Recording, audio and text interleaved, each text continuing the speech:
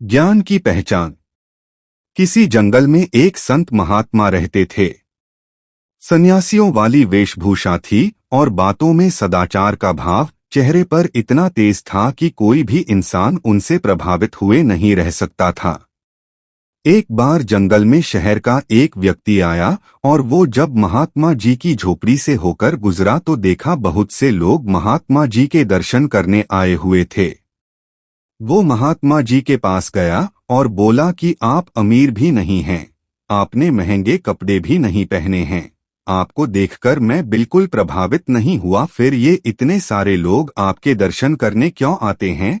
महात्मा जी ने उस व्यक्ति को अपनी एक अंगूठी उतार के दी और कहा कि आप इसे बाजार में बेच कर आएं और इसके बदले एक सोने की माला लेकर आना।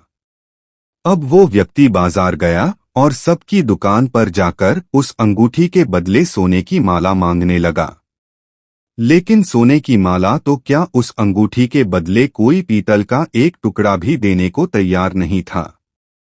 थक हार के व्यक्ति वापस महात्मा जी के पास पहुंचा और बोला कि इस अंगूठी की तो कोई कीमत ही नहीं है।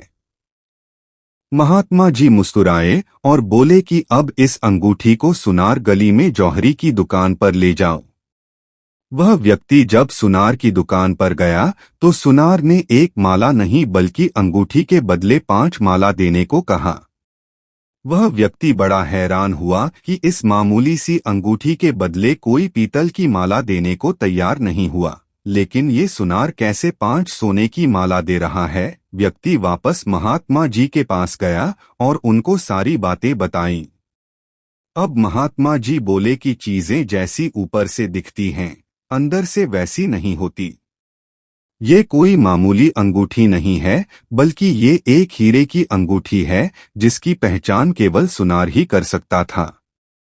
इसलिए वह 5 माला देने को तैयार हो गया।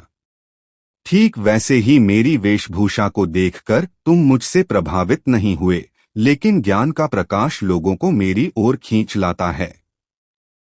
व्यक्ति महात्मा जी की बातें सुनकर बड़ा शर्मिंदा हुआ। शिक्षा, कपड़ों से व्यक्ति की पहचान नहीं होती बल्कि आचरण और ज्ञान से व्यक्ति की पहचान होती है।